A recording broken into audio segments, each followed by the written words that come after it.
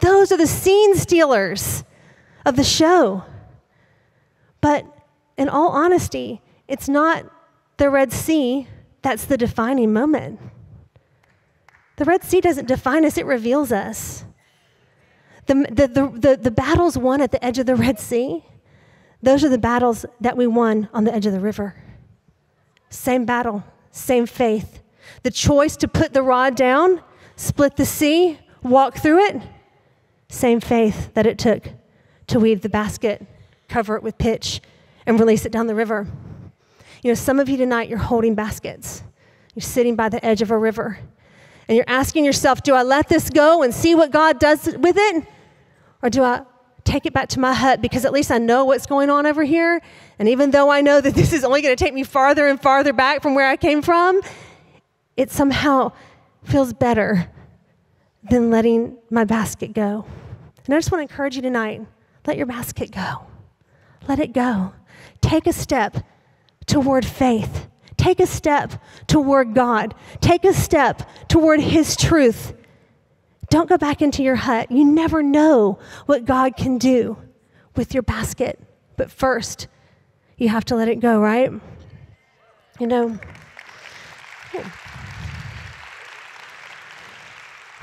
many of you know Stovall and I. By the way, were you here this week? Was anyone here this weekend?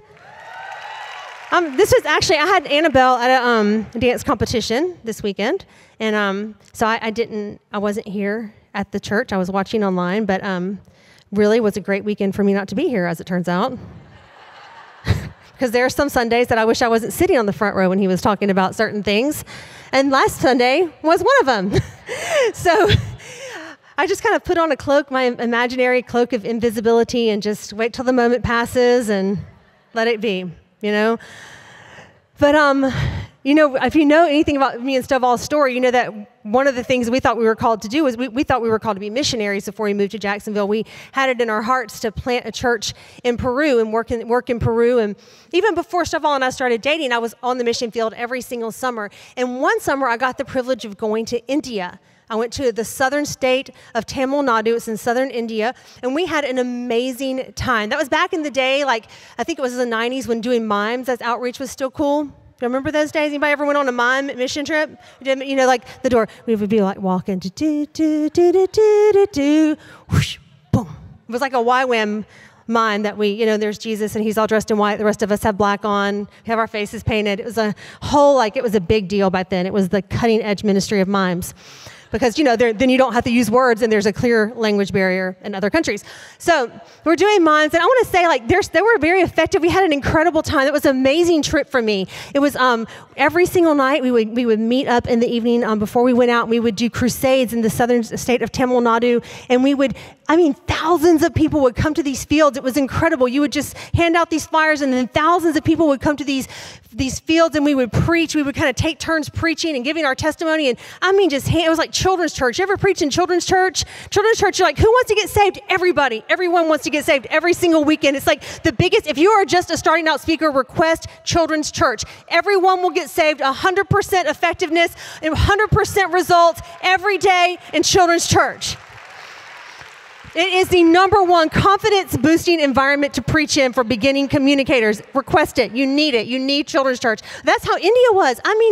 We had incredible, we would preach and people would get saved by the droves and come up to the front. We cast out demons. People were filled with the Holy Spirit. It was the whole shebang. I'm talking about everything. Demons manifested. It was the first time I ever laid hands on someone and saw them get healed, like really healed, not like emotional healing, not like I had a headache and now it's gone. There was a man that came through. We had a prayer line, and a man came through on his knees, and he couldn't stand up all the way. He was almost on his knees. He was bent down like this, and I asked, what's wrong with this man? And they told me he's been crippled and he has arthritis and he can't stand up all the way. His knees have been bent like this for 10 years.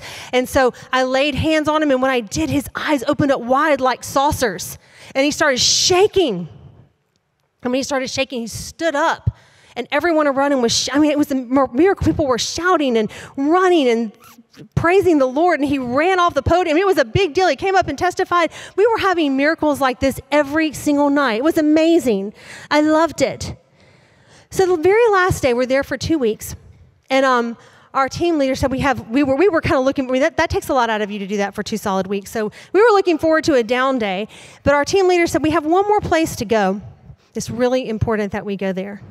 And so we were like, okay, we're thinking like another crusade. And he goes, we're going to need to get up. It's our last day. We're going to need to get up at 6 o'clock in the morning. We're going to need to catch a train. And then we're going to need to take a taxi. And we're going to go all the way to the top of over this mountain village, past this mountain village in this city called Coimbatore. And we're going to do some ministry there.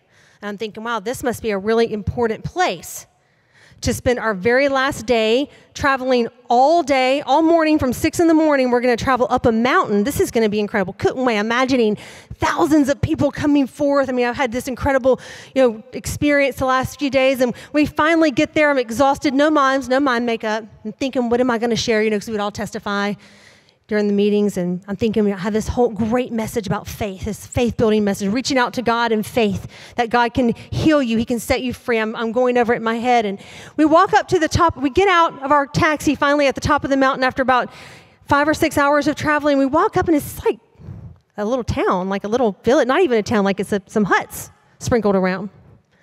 And I look over at our team leader, and I said, which he's probably said this 1,000 times, and I'm not listening. Just such a great mission team member. But I said, well, what is this? Where are we having the crusade? And he goes, oh, this isn't a crusade. This is a leper colony. I was like, a leper colony? I got up at 6 in the morning for this? But on the outside, I was like, oh, praise the Lord. That's awesome. Just being real, just telling you the truth. So we go out. I'm like, okay, leper colony. Well, there's going to be, hundreds and hundreds of lepers. This is cool. Jesus healed lepers. And we walk up, and nobody's out yet. And he said, first we're going to take you on a tour of this. They have a little industry, little industry thing that they do. I'm going to take you on a tour of the place, and then you're going to do their chapel for the day. And we said, okay. So we go in, and they show us where the lepers come every day.